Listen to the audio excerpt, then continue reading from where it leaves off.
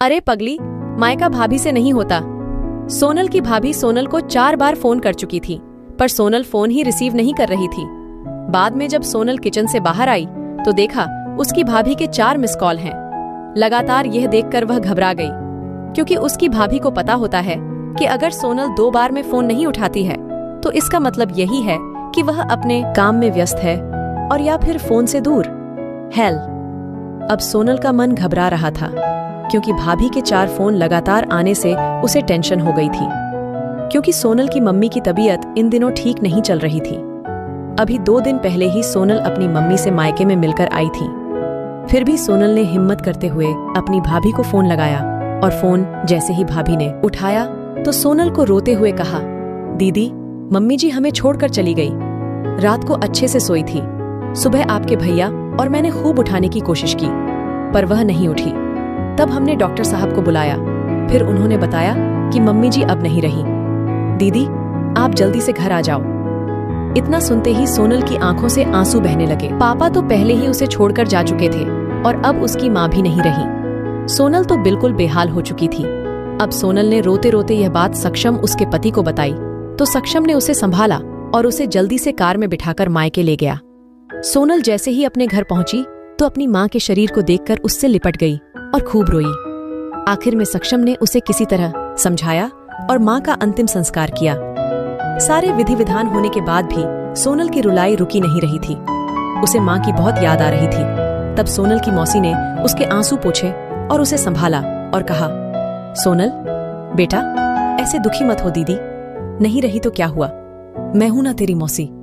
मेरा घर भी तेरा मायका है। तेरा जब मन करे तब आ जाना अपनी मौसी के पास।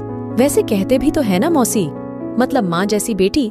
मैं तेरा दर्द समझ सकती हूँ, क्योंकि तेरे पापा तो पहले ही तुझे छोड़कर जा चुके हैं और आज दीदी भी चली गई। कहते हैं ना कि माँ के जाने के बाद तो लड़कियों का मायका ही छूट जाता है।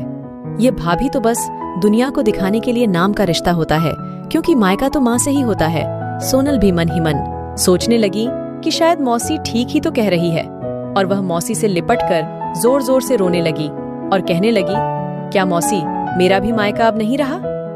तभी सोनल की भाभी दूर बैठी दोनों की बातें सुन रही थी। पहले तो भाभी ने सोनल को चुप कराया और फिर उसे दिलासा दी। फिर भाभी ने मौसी से कहा कि मौसी जी, आपने ऐसे कैसे कह दिया कि मायका केवल माँ से ही होता है? मैं मानती हूँ कि माँ का स्थान कोई नहीं ले सकता, लेकिन अभी दीदी के भैया भाभी जिंदा हैं, और जब तक हम हैं दीदी का मायका हमेशा बना रहेगा। मैं पूरी कोशिश करूंगी दीदी को मम्मी जी की तरह प्यार और सम्मान देने की, और दीदी जब चाहे तब यहाँ आ सकती है। ये घर कल भी उनका था, आज भी है और कल भी रहेगा। मौसी जी, मैं भी एक बेटी हूँ और मेरा भी मायका है, और मैं अच्छे से जानती हूँ कि हम बेटियों के लिए मायका कितना महत्वपूर्ण होता है।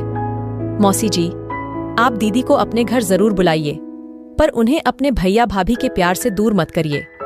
तभी मौसी ने कहा, बहू, आज के जमाने में तेरी जैसी सोच रखने वाली भाभी बहुत कम मिलती है। मुझे माफ कर दे, मैंने सोनल को गलत राह दिखाई।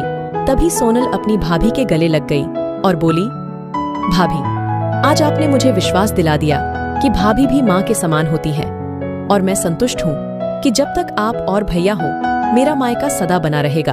और किसी ने कहा है ना कि भाभी माँ के समान होती है। आज आपने मुझे इस बात का विश्वास भी दिला दिया है।